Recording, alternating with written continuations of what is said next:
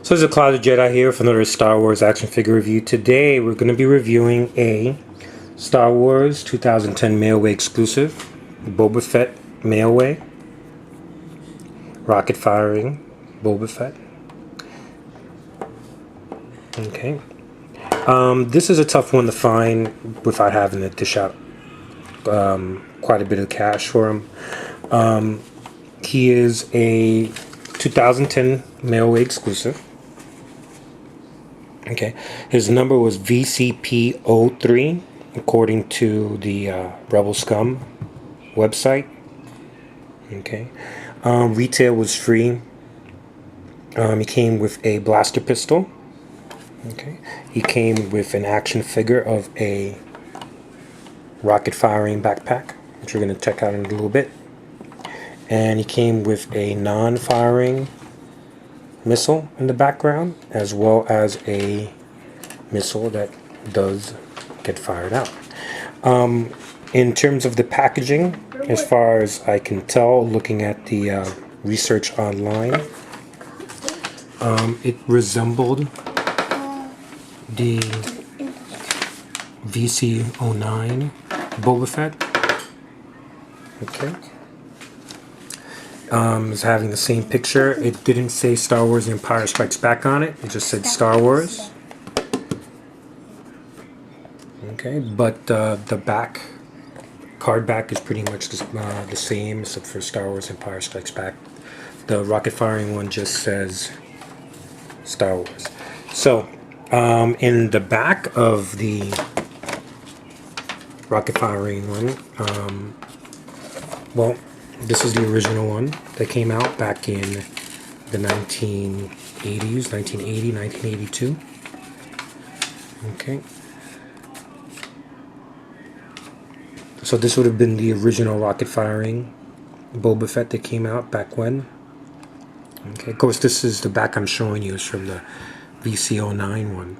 But I just wanted to show you what the original packaging might have looked like back then. Okay.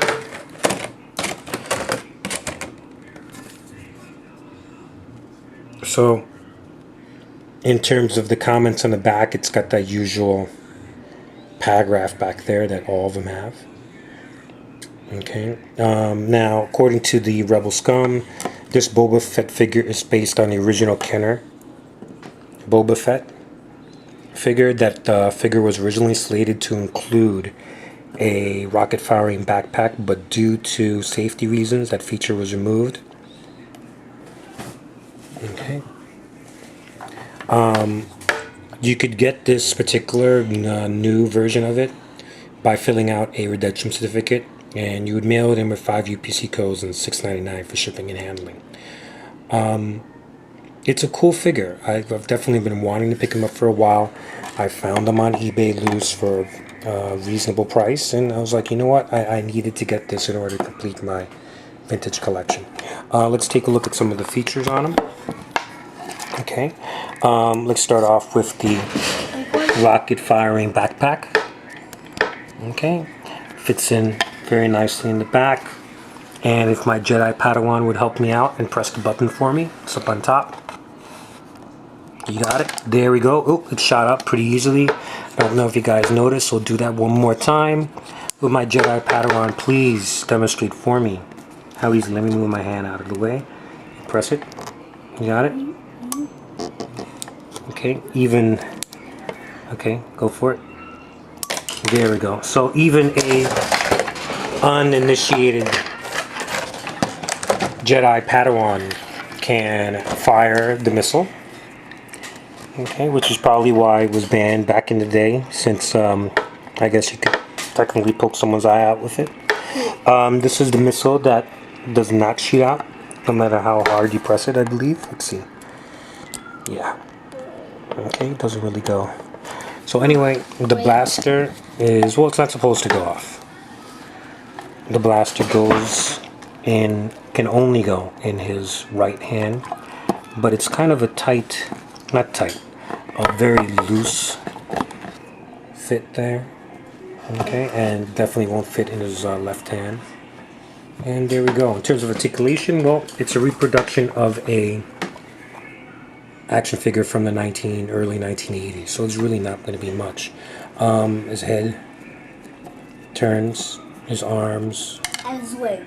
go up, yep, as well, goes up and down, as well as his legs. There's no articulation in the knees or the ankles, and none whatsoever in the wrist. I don't own one of the vintage ones. Of course, it'd be something that would be cool to pick up, but you know, I'm just happy to have the repro. Can eventually, hopefully, I can say I have every single one of the vintage collection collected and in my possession.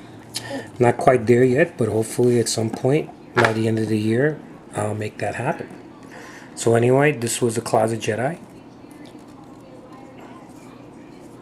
and thank you for watching.